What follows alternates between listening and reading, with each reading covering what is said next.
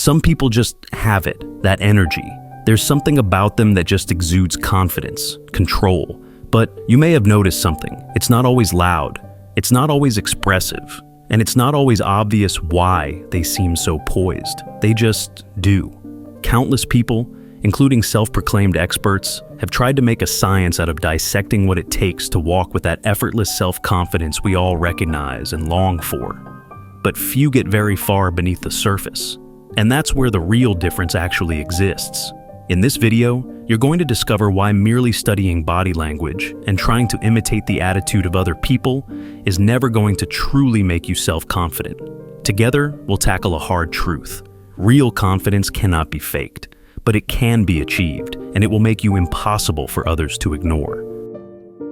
On the surface, confident people seem to have some basic things in common. Maybe it's their tone of voice, maybe it's posture, or maybe they deliberately avoid doing certain things. They don't fold their arms over their bellies, they don't say or ah. They're not shy, but the more you pay attention to this, the more you start to notice that none of these traits are universal. Just when you think you've identified the core secret, the one thing all self-confident people always do, you find someone who radiates confidence without it.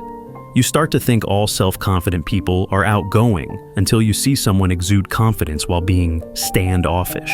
So then, you start to think all self-confident people are outspoken or loud until you stumble across an ultra-confident person who rarely speaks and speaks quietly when they do.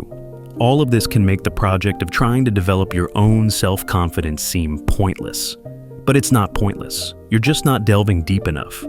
The variation among mannerisms proves that it isn't the mannerisms that make a self-confident person. In fact, a truly self-confident person can make any posture, any statement, any approach seem bold and collected because their underlying attitude always shines through. On the other hand, there is virtually nothing a conflicted person can do to disguise their underlying lack of conviction, no matter how deep they make their voice. No matter how loud or how forcefully they try to speak, and no matter how they shift their body language, they're not truly fooling anybody. And even on the off chance they are, it comes at a terrible price. They walk through their lives constantly exerting conscious energy to look a certain way. Their lives end up feeling like one long on-stage presentation. And no matter how much practice they get, at the end of the day, they're still performing. They're still trying to impress the people around them. They're still caught in the trap of depending on the approval of others. It doesn't have to be this way. In fact, if you look further below the surface, you can find there is a true secret to self-confidence. It can be unlocked through understanding and implementation, and it doesn't require conscious effort. It doesn't require performance, nor does it involve overthinking. It just comes effortlessly. And it doesn't just look like confidence, it also feels like it. But to get there, we have to regroup and start from scratch. It may seem like an obvious question, but what is confidence? It might surprise you how hard this is to actually answer. Sure, we know it when we see it, but what are we seeing exactly? The answer is that we are almost invariably seeing a particular reaction to a particular situation. Confidence is context dependent. And in virtually every context, the same basic dynamic is playing out in some form or another. There's an agenda. There's a social expectation. There's an interactive sequence playing out in real time between people. And generally, there are three roles that people play. The first and most common role is to be submissive. These are the people who deliberately avoid attention, who avoid conflict, and who automatically accept the rules of the dynamic they are presented with. For example, every school classroom in every city is mostly full of this first type. They accept their homework assignments without protest. They believe everything their teacher tells them, and they never dare to question the validity of the system they're in. In fact, they find those who do to be obnoxious, arrogant. They wish everyone would just shut up so they could move along with obeying their superiors. Then there is the second type. These are the minority of students who are outspoken about their predicament, who openly challenge the authority of their teachers, or for that matter, their bosses later on in life. This second type see themselves as natural leaders, alphas. Rather than submitting to the agenda proposed by others, they are generally the ones trying to set the agenda. They dominate conversations. They stand at the center of attention in social settings.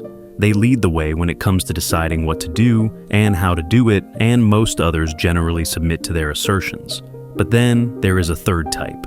This is the rarest type of all. It is the type who possess true, unbreakable self-confidence. This is the type that does not play in the game the other two are playing. So often, we mistake the second type for being the confident ones. But watch what happens when a loud-mouthed, assertive person comes up against a person who hasn't the slightest interest in either submitting to their leadership or competing with them for dominance. That loud-mouthed, assertive person will start to unravel very quickly. Perhaps you've even seen this firsthand. The ultimate threat to a self-appointed group leader is not another person vying for leadership. It is actually someone who doesn't recognize their leadership in the first place. Such people threaten to expose their dominion as a farce, that their position as leader of the conversation and orchestrator of the direction of the group is unjustified and fragile. Worse than that, they also risk alerting the submissive types that they may not have to go along with everything, that perhaps they deserve more of a voice in the conversation as well. True confidence reveals fake confidence, and true confidence has much less to do with leading the way in the middle of the action, and much more to do with standing on the sidelines. Though it might seem passive or ineffectual, the reality is that in most circumstances, the most powerful thing you can do is not to win, it's to transcend. This is what makes someone truly charismatic. It's what really draws people toward a kind of innate magnetic confidence. Not aggressive, attention-seeking authority figures, but people who are fearless. People who instill in us a sense that we too can be free. This is why analyzing posture and mimicking speech patterns is the wrong approach. Because fearlessness has very little to do with what you're doing, and much more to do with what you're not doing. Fearless people aren't trying to impress anybody. They're usually not trying to lead others to do what they want them to, and they're not snapping to attention or scrambling to oblige whenever someone else tries to coerce them. In a word, they are independent. This type of independence seems simple enough in concept, but in the real world, it can seem extremely difficult to actually attain. The world is an intimidating place. We are surrounded by various forms of authority, either overt or subtle. Bosses or managers giving us orders, parents or friends criticizing us, social norms that everyone follows and expects you to as well. Even social media posts that espouse certain values and attitudes that quietly imply this is how you are supposed to think, how you are supposed to feel. The easiest thing to do is to simply submit. That's why so many people do it. But how easy is it in the long run to live your life a subject, allowing yourself to be molded and maneuvered and restricted by the louder voices around you? The simple fact is, if you're watching this video, you're probably already tired of playing that role, of letting them control you. You might also be tired of trying to fake it until you make it. While it might seem to work in the beginning, it only gets you so far. Sure, you can fake being a leader. You can train yourself to be assertive, domineering, in control of the situation. And you can always find people who will go along with it. But you're always vulnerable to that third type of person. And more importantly, you'll never become that third type of person. You'll never truly be free. If you want the real thing, you have to unlock it from the inside. But first, if you're finding this video to be true and it's turning any lights on for you, please consider subscribing to help spread this message. The way to unlock real self-confidence is not by learning it, it's by finding it. And where you find it is underneath all the things the loud people have made you become. Depending on what your life currently looks like, this may take a variety of different shapes. But at bottom, the principal thing you've been made to become is afraid. You're afraid of making people upset.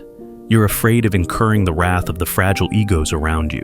And you're afraid of people not liking you. But have you ever stopped to ask yourself why you are afraid? What actually happens if people start openly disliking you? It can feel like a devastating loss. Someone you thought was your friend, or someone you hoped one day to win the admiration of, is now looking down on you. But is that a revelation of who you really are? Or is it a revelation of who they are? Think about it.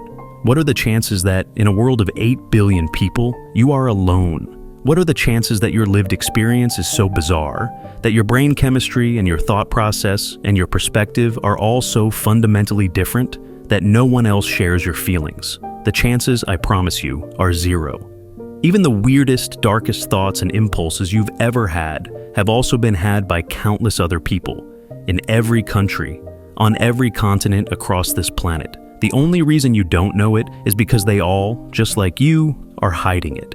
This is not to say that you should act on every feeling that comes into your mind. Rather, it is to say that you should always assume your thoughts are part of a larger network of people all around you who are thinking and feeling the same thing. That is the reality. Frightening, yet wonderful. But if you don't see that, then falling out of favor with certain people feels devastating. It feels like they represent other people, and you only represent yourself. It feels like the others have uniformly condemned you, and the only person left to like you is you, and perhaps you're a fool for even doing that. This is delusional. First of all, there is no such thing as the others, not in any unified sense. Some voices stand out above others, trying, as they always do, to dictate what is right and what is wrong. But we already know what they're up to. They're trying to fake it until they make it. They're trying to achieve confidence by adopting an assertive role. But believe it or not, most people are like you. They're passively going along with it, casually agreeing because they don't want to suffer the consequences of challenging the status quo. This creates the illusion of unity, and therefore, the illusion that when one of them turns against you, they're all turning against you. But in reality, no one is ever speaking for all. Standing by your true beliefs and refusing to let the loudest people shout you down, or shame you, or manipulate you is always going to expose people you thought were allies. But it makes no sense to grieve them, as if you somehow lost something valuable that now you can't get back. They were never there. What you ought to grieve is a life lived in delusion, mistaking people who are not truly your friends as otherwise. What really deserves mourning is a life spent lingering in the shallow water, settling for the people you already know, shrinking back from who you could be out of fear that those people will disappear. A life where you never discover who else was out there, beyond the shallows, waiting for you to arrive. If you want something to fear, fear that.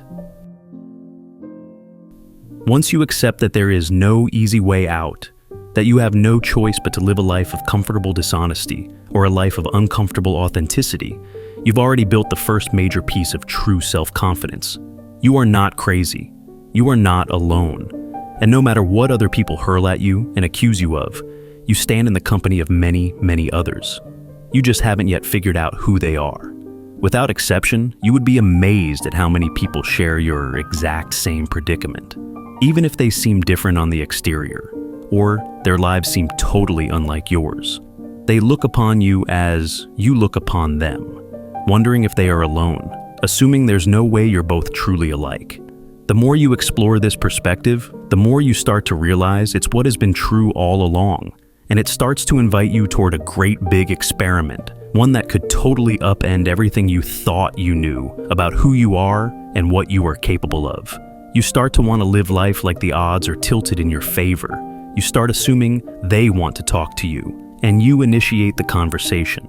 You start assuming the quirks and peculiarities you thought made you weird and unlikable actually make you interesting and attractive. You stop hiding from the world, and you start letting yourself be seen, because you start assuming that there are people all around you who won't be repelled, but drawn closer. And you stop submitting to the agendas of other people. It's not that you're combative or hostile. You're just immune. You don't need to go along with the herd to feel accepted, nor do you need to lead the herd to feel worthy. You can just stay relaxed through every situation. That is true self-confidence. Thanks for watching. If you found this video useful, please be sure to leave a like, leave a comment, and hit the subscribe button. We have much more to discuss. Until then, my friend, we'll see you next time.